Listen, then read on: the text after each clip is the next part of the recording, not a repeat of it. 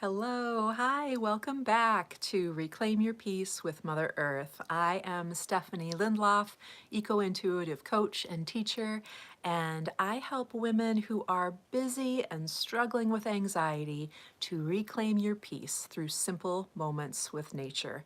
So glad to be back here with you again. Thank you for joining. So, have you ever had the experience, and I'm betting you have, where you had a difficult conversation with somebody, some tough things were said, maybe some hurtful things were said, and you just can't let it go in your head. You just keep ruminating about it, and it can really ruin hours, days, weeks, lifetimes. I think so many of us that have anxiety, we ruminate. We're really good at it, right? We're good at going over and over conversations that we've had in the past and in the recent past, in the long ago past. And gosh, just think of all of the energy that that takes, all of the time that we could be spending being aware and being present and being connected. And so today, I want to share with you something that I experienced yesterday, which I'm guessing is going to be a common story for many of you. Oh, and I'm having a hot flash right now. Oh my goodness. All right. I'm going to just fan myself down a little bit here. I'm hoping you can relate or maybe at least sympathize, empathize. So I had a difficult conversation yesterday with somebody, and I entered the conversation with, a lot of intention for open-heartedness and love and kindness and clarity, and it wasn't received in that way. And this person said some pretty hurtful things to me. And in the moment, it stung. I was able to quickly go to a place where I knew that it wasn't true what was being said. So that's always a really good question to ask yourself is what they said, is it true? And, really check in and ask yourself, is it true? I knew that it wasn't true. So that was good. I was able to recognize that. And, those are the moments where it's so important to send yourself compassion for having heard those hurtful things and for working through what it brings up for you, right? And so, I will tell you that the conversation really affected me for the rest of the day. I kept feeling like I was able to let it go and then it would come back. And then I would start thinking about it and ruminating about it. And my energy kept going there. And this, I know one of the things that came forward as I was with this is that, and I think that I'm guessing that you'll understand this as well, we are in a we're in a time right now in our world where there is a heck of a lot of fear. There is a lot of fear, there's a lot of misinformation, there is a lot of lack of transparency, and as a result, a lack of trust. A lack of trust not only for, institutions and leadership and, things at a large scale, at the meta scale, but also within relationships, because the energy that the collective is holding and is acting out is definitely affecting us at an interpersonal level. You may be experiencing this yourself. I think a lot of people are. And this time can be very challenging for those of us who are highly sensitive and who have anxiety and who are prone to self-criticism and self-doubt and judging ourselves. So today I wanted to share how I was able to bounce back from that difficult conversation, and feeling so much better today as a result. Um, I think that one of the things that really came forward for me was, first of all, asking, is it true what was said? That was a big one, which I already shared with you. I encourage you to ask yourself that. If you are struggling with, maybe ruminating about a conversation that you have had with a person, an interpersonal conversation, and allowing that to really take up a lot of your energy. So I encourage you to always ask, is this true? First of all. And after you're being very honest with yourself about whatever that answer may be, is it true? Send yourself compassion, because asking that question it can feel vulnerable, because you may find, oh, there is some truth to that. And then it's time to explore more deeply into that. You may also ask the question and receive the answer when you do some self reflection that no, it is not true. And what was said was, you know, in my case, I felt, and I think in a lot of cases, the person voicing a lot of fear and reflecting back some misinformation that they have received from elsewhere. And so when I was able to come down to that and to recognize all of those things, like I say, I still was holding on to the energy, and I was still wondering. And the big question that I kept asking myself was, what did I do wrong? Now, that is not a helpful question.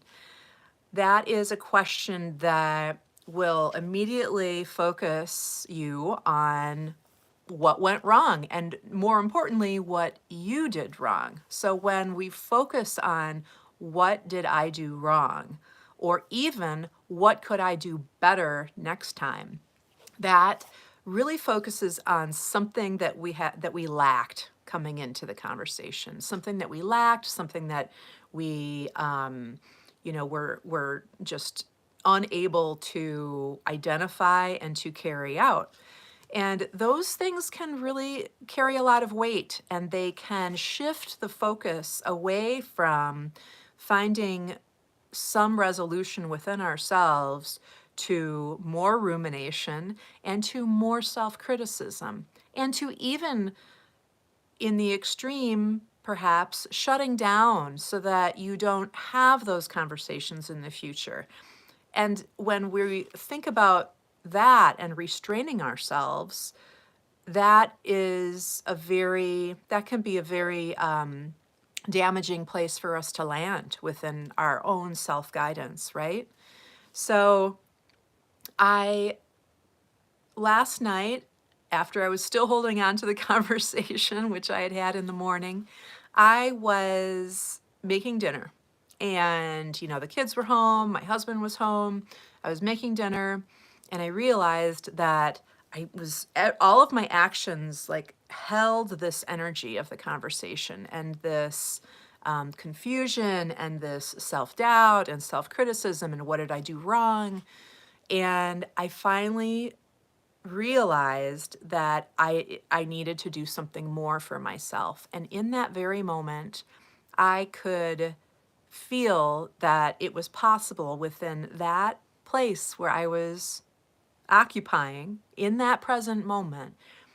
There was an offer that I could create a ritual of sorts for myself that would help clear what I was holding on to, because I knew that this was not serving me. As you will as well, when you have these conversations, when holding on to it is no longer serving you, when it is time to just move on from the conversation. And in that moment, I simply put my feet flat on the ground. I happened to be standing on our hardwood floors in the kitchen.